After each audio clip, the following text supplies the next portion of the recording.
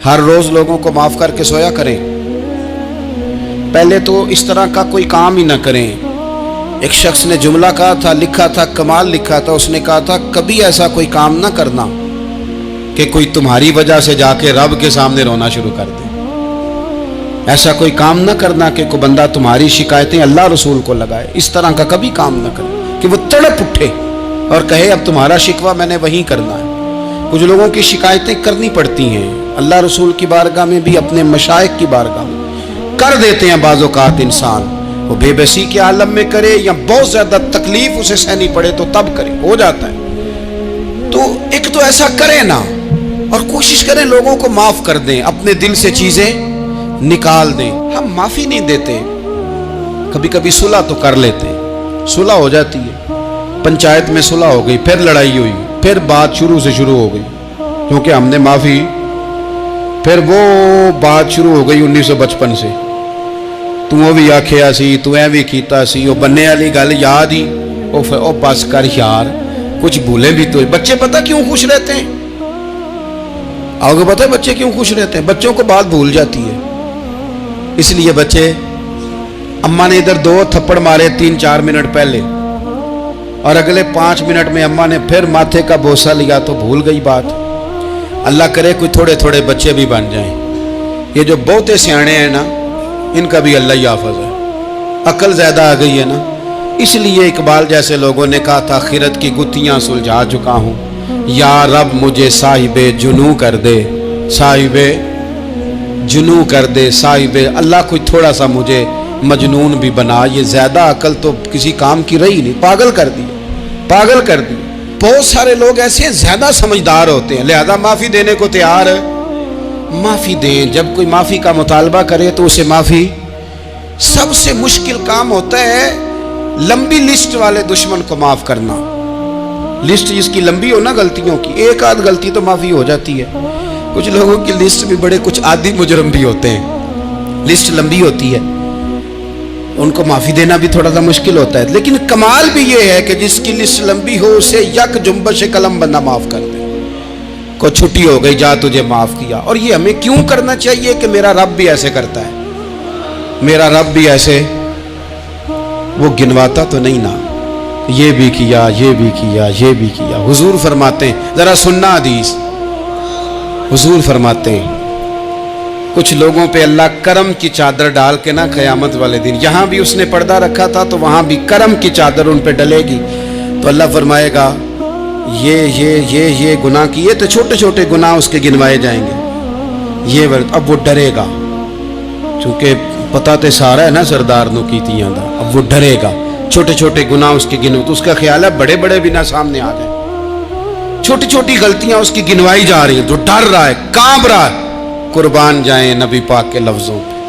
کچھ گلاں اجیاں نے قرآن پاک اجیاں نے، یہ نا میری دادی کہا کرتی تھی، میری اماں کہا کرتی تھی، اے کچھ کام اجائے نے، کچھ گلاں اجیاں نے کہ اتنے دل کردہ ہے صفحہ بند ہو جانا ہے تو معافی ہو جانی، یعنی ختم ہے یہ بات، اس سے آگے کسی نے سوال پوچھنا ہی نہیں. چھوٹے چھوٹے گناہوں کا اللہ تذکرہ فرمائیں، یہ کیا یہ کیا یہ کیا، یا اللہ ہو گیا. اب بندہ ڈر رہا ہے کہ بڑے بڑے بھی سامنے آ جائیں گے، لیکن چھوٹے گناہوں پہ ہی فل سٹاپ لگا کے نا تو رب فرمائے گا یہ جو تیرے گناہ ہیں نا اس کے بدلے تجھے نیکیاں دی جا رہی ہیں. تو نے سچی توبہ کی تھی تو ان گناہوں کو بدل کے نیکیاں بنایا جا رہی ہیں. پہلے ڈر رہا تھا، حضور فرماتے ہیں، اب فٹافٹ بول پڑا، کہنے لگا یا اللہ میں نے تو بڑے بڑے بھی کیے ہیں.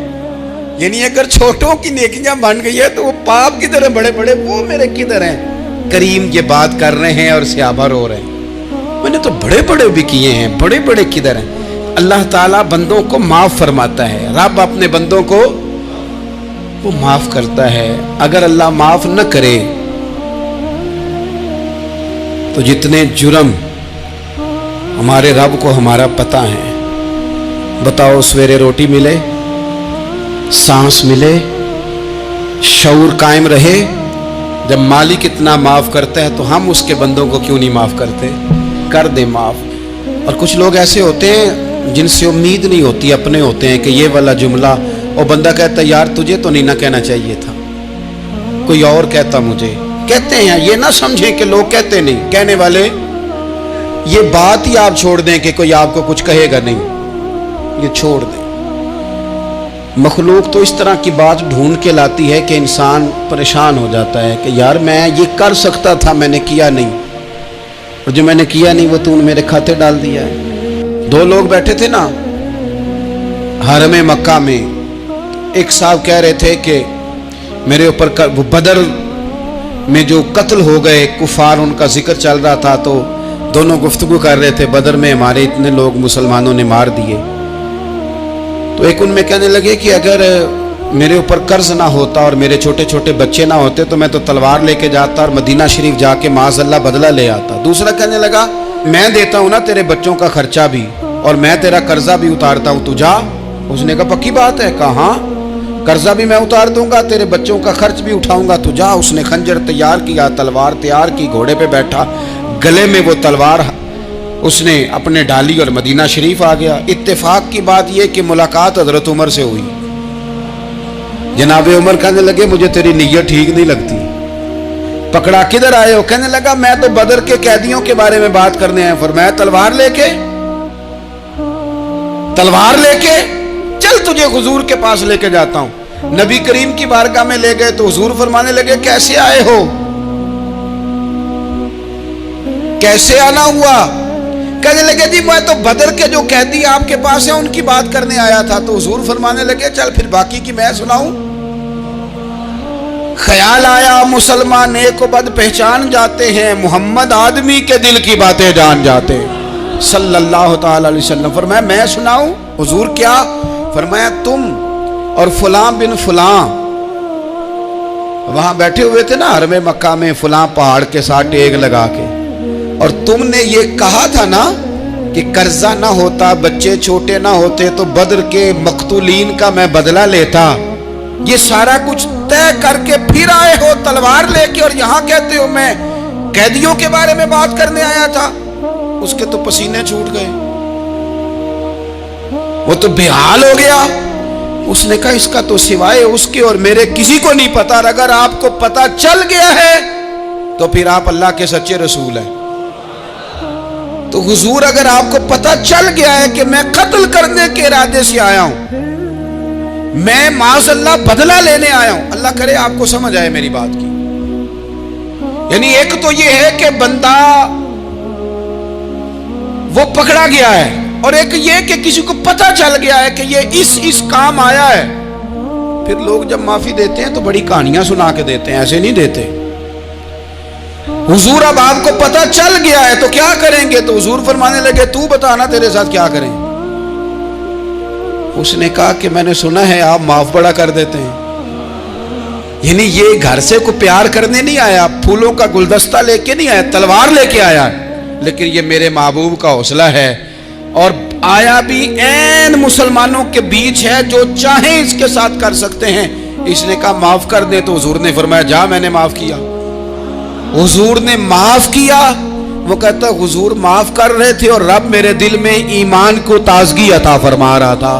حضور نے معاف کیا اور میں نے کلمہ پڑھنا شروع کر دیا۔ ایسے لوگ سامنے کھڑے ہو گئے فتح مکہ کے دن کہ جن کے چہروں سے ان کی زیادتیاں عیاں ہو رہی تھیں، ان کے ظلم چھلک رہے تھے چہروں سے۔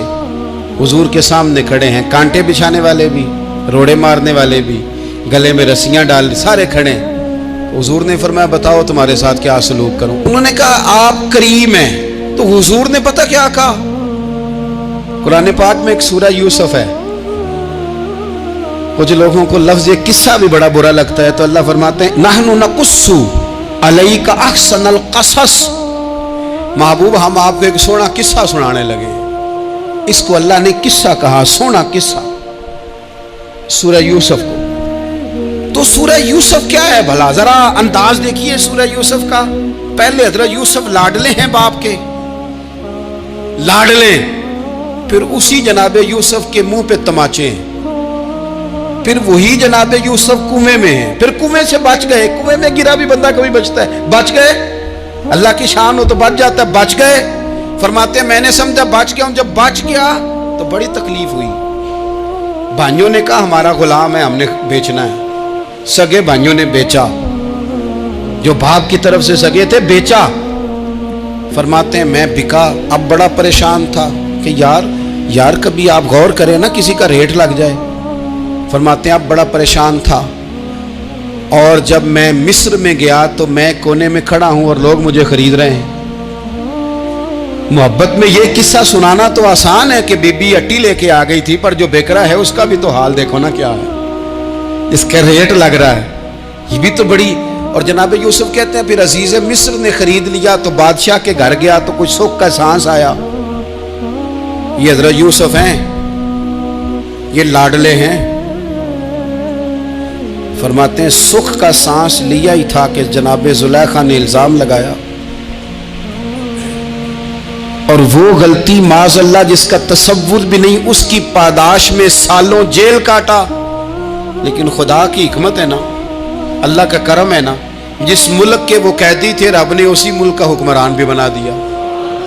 یہ اللہ کی حکمت ہے نا، تقاضے ہیں نا.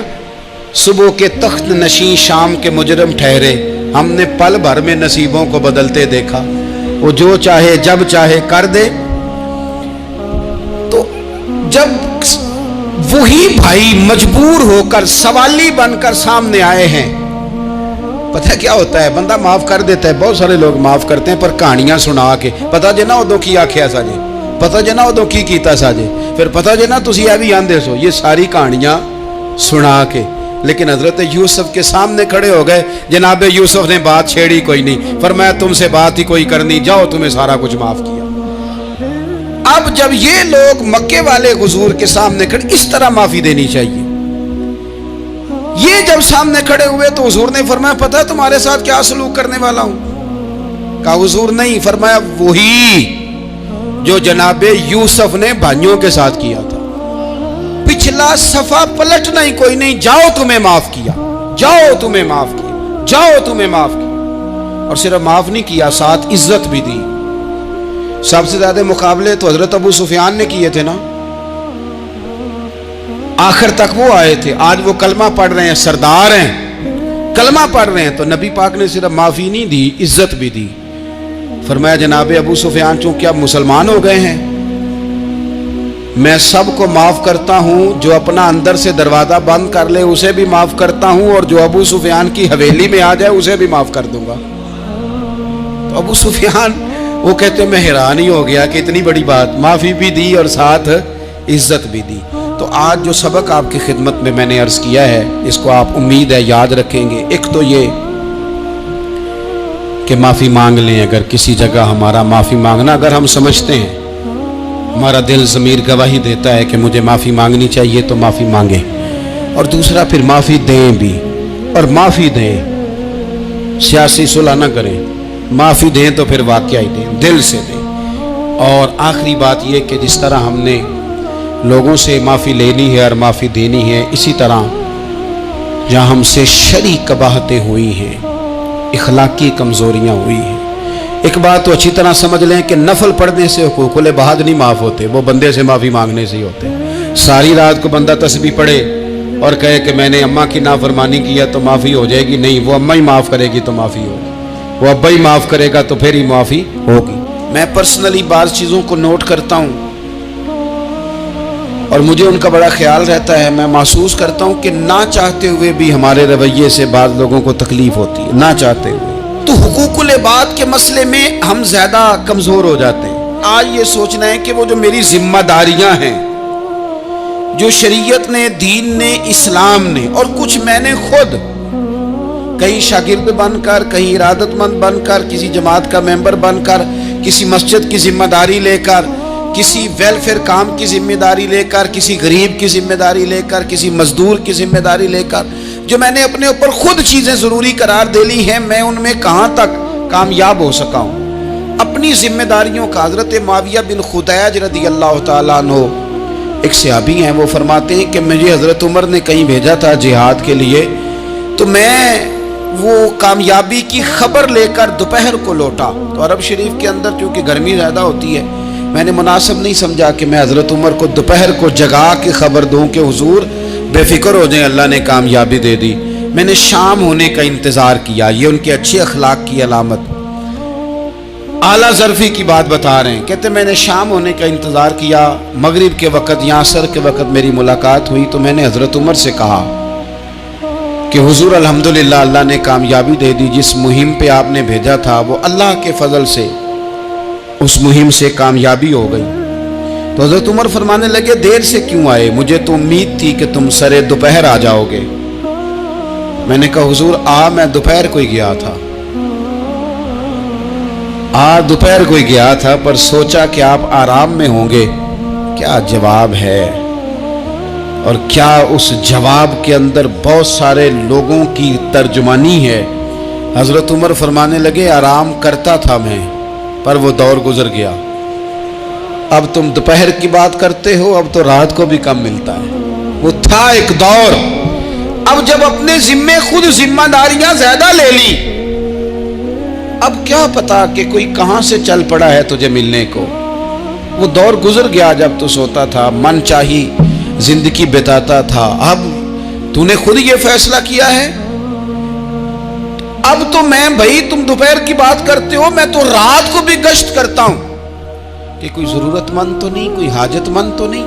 तो जो हमारे जिम्मेदारियां हैं उनमें नाजुक हद तक इमाम बहकी रवायत लाए हैं।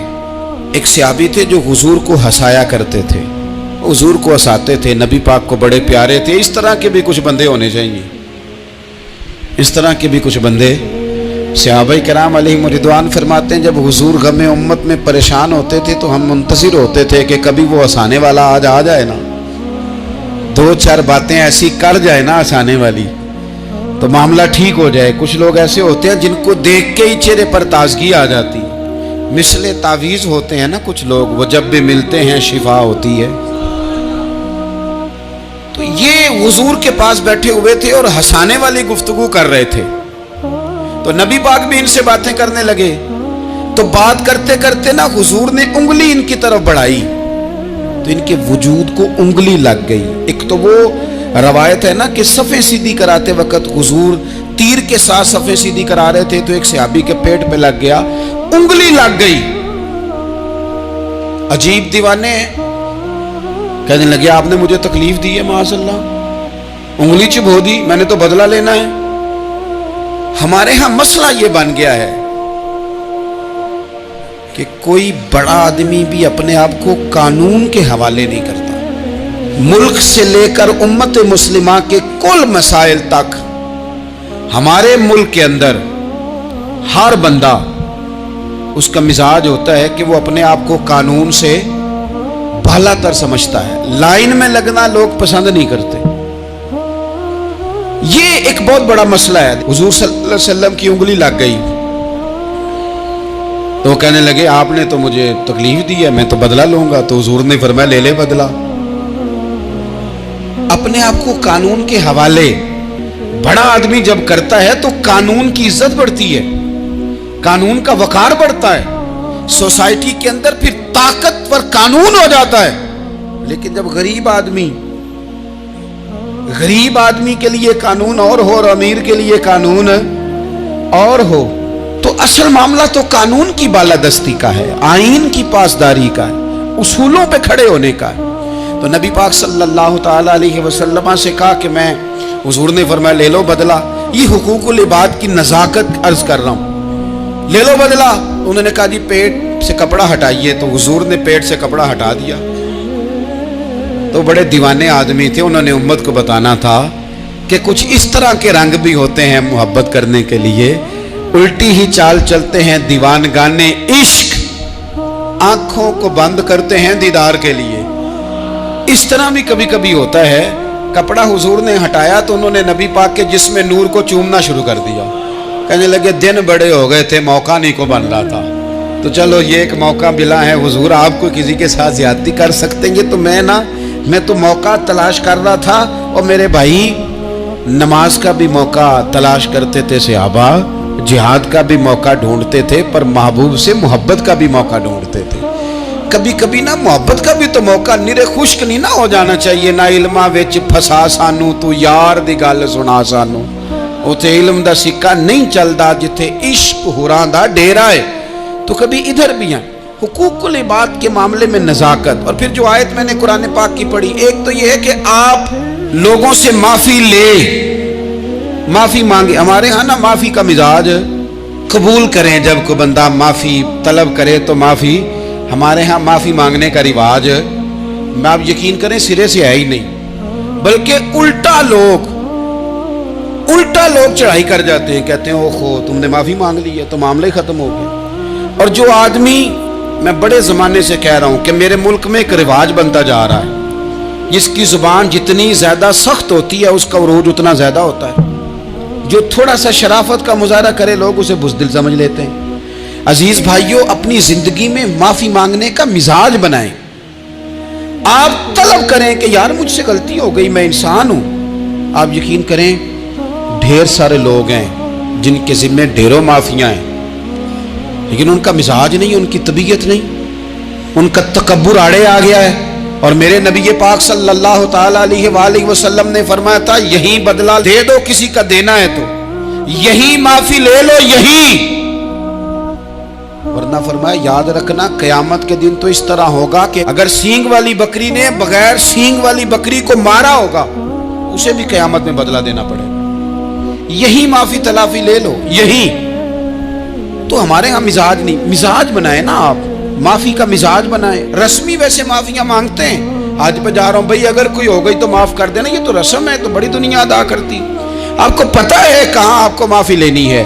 تو جہاں جہاں اس طرح کے معاملات ہیں وہاں آپ کلیئر کریں. صحیح بخاری میں حدیث ہے حضرت ابو ذر غفاری سے، جب کسی نے کہا کہ آپ نے اسی طرح کے کپڑے خود پہنے ہیں جس طرح کے آپ کے غلام نے پہنے، یہ کیا معاملہ ہے؟ تو فرمانے لگے، اعلانیہ خود بتانے لگے، فرمانے لگے مجھ سے ایک دفعہ غلطی ہو گئی تھی، میں نے ایک غلام کو جھڑک دیا تھا تو نبی پاک نے مجھے تنبیہ فرمائی، تو میں نے اس غلام سے معافی بھی مانگی، اور اس دن سے لے کر آج تک میں جس طرح کا خود لباس پہنتا ہوں اسی طرح کا اپنے غلام کو پہناتا ہوں. تو وہ خود بیان کر رہے ہیں، وہ لوگ اظہار کر رہے ہیں کہ ہم نے یہاں نبی پاک علیہ الصلوۃ والسلام کے تنبیہ کرنے پر ہم نے اپنے غلام سے، خادم سے یا کسی غلام سے معافی مانگی. تو معافی مانگنے سے بندے کا قد کبھی چھوٹا ہوتا ہے؟ میرے نبی پاک علیہ السلام نے فرمایا جو معافی مانگ لے اللہ تو اس کی عزت میں اضافہ کر دیا کرتا ہے.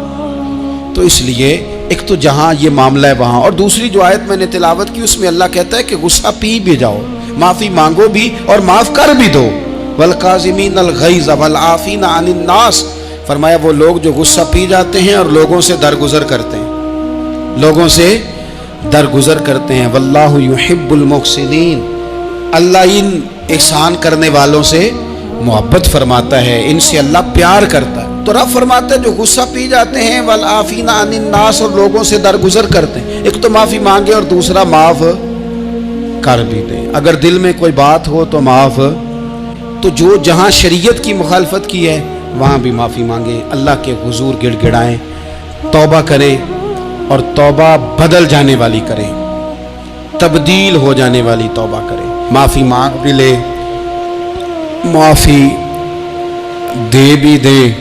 اور آپ سے یہ بھی گزارش کروں گا کہ جہاں اللہ رسول کی ہم سے نافرمانی ہوئی ہے وہاں تنہائی میں 2 نفل پڑھ کے تنہائی میں اللہ تعالیٰ سے بھی معافی کے خواستگار ہوں. یاد رکھیں جب اس کی خفیہ تدبیر آ گئی تو پھر معافی کا وقت ہو سکتا ہے خدا نہ کرے ہمیں نہ مل سکے. تو اب وقت ہے، خوب استغفار کریں، خوب معافی مانگیں.